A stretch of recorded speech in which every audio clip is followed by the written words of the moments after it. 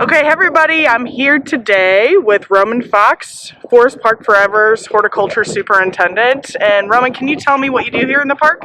So my role is that I work with our horticulture staff here in Forest Park in partnership with our city partners, the City of St. Louis Parks and Rec Department, to help care for the green spaces here in Forest Park. We care for a little over 500 acres of the 1,300 acres here in the park with our horticulture staff, a team of nearly 30 individuals during the height of the season taking care of all the beautiful landscapes here in the park. So my role is to kind of just work with and oversee all of the general horticulture maintenance that happens in our management areas. Awesome. So let's talk about where we are right now. Yeah, we are in I'm gonna pan over park this time of year. This is Picnic Island. A little wet in the spot we're looking at here, but it is still a gorgeous part of the park. Picnic Island, see? It is a great spot to kind of just passively use. Really excited this time of year because we're really starting to see a lot of good spring colors. The big star of the show right now, the very end of March, 1st of April, are our daffodils. We have a very large planting of daffodils around the trees here in this part of the park. These daffodils have been in the ground now for several years, and being established are just a really nice addition to brighten up this part of the park. But we're also seeing some color develop on some of these trees, like our crab apples here. We see some of the dark colors starting to develop and really contrast the bright, flowers on the daffodils. So it's just a really nice part of the park here at Picnic Island, which is just one of the really many places in the park this time of year that you can see daffodil displays like this, trees starting to color up with either foliage or flowers. So right now we're in probably one of the brighter spots in the park in terms of flower color with these yellow daffodils. Yeah, I'm going to show you all really quick just what Roman's talking about. Roman, how many bulbs do you think have been planted in this area in Picnic Island? This area has probably had 10 to 15,000 bulbs planted, but over the years a single bulb has multiplied. So you have a clump like this.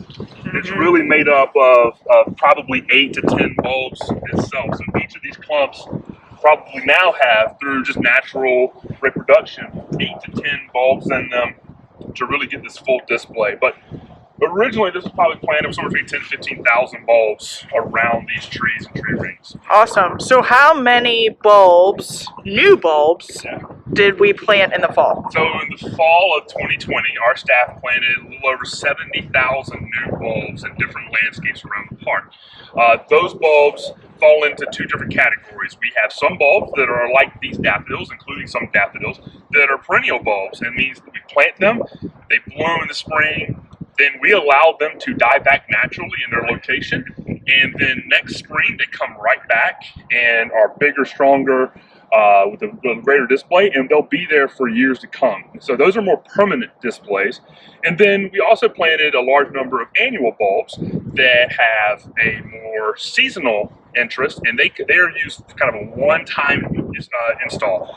They come in, they bloom, or they plant in the fall, they bloom in the spring, and have a really gorgeous display for that spring. So we have some of those in about 13 different landscapes around the park. So overall, 70,000 bulbs to go along with the thousands of bulbs that were already in the park prior to the fall of 2020. So altogether, we started really putting together these beautiful displays around the park. Yeah, that's incredible. So what would be some other areas besides Picnic Island? Like Picnic Island is the show for daffodils, as we see.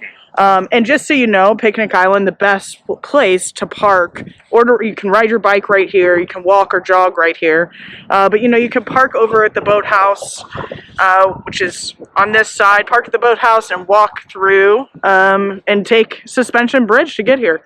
What are some other spots? The tulips will start blooming, in the next couple weeks. What are some spots that you would recommend to view tulips? Yeah, so the next of our real big kind of bulb displays would be our tulips, and you'll see those at a lot of our focal point entrances to the park or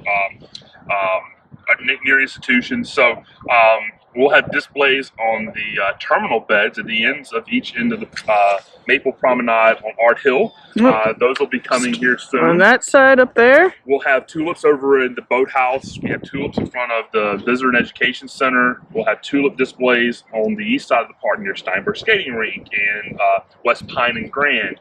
And then at several of our entrances, like at Lagoon, Hampton, we have pretty significant tulip displays in those areas. So those will be the next kind of big flower. But between now and then, there's other things. We have right now the cherry blossoms on the trees are starting to come in, and they're really starting to hit their stride.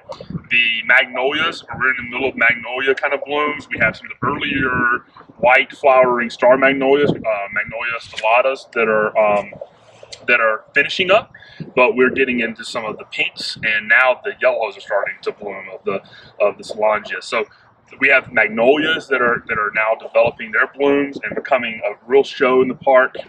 We'll get into some of the crab apples and things like that here at some point. But after tulips, we'll get into even more blooms that'll get a little bit later into May. Things like alliums and wild hyacinth, things like that. So we'll see other blooms that will stretch this bloom period, our spring displays, really into May, and in some cases, some of those will persist into early June. So it's spring, and a beautiful day in the park means that there's going to be flowers kind of everywhere. Yeah, definitely. And so in partnership with the city of St. Louis, you know, we do have lots of volunteers that help, and we have a team of how many on our land management team? Yeah, just in land management, we're close to 30 year-round, and then just in the horticulture team during the season, during the height of our time, we're going to have a little over 30 individuals working with our volunteers and our city park partners to care for kind of all aspects of the landscapes. And what would be your favorite spot for spring blooms? I think I know the answer.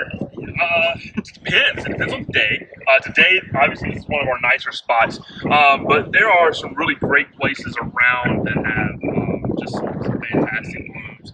I love the different aspects of the bulbs we have here and some of our upcoming displays, but the trees are also a really nice addition this time of year, so we start to see color in our trees.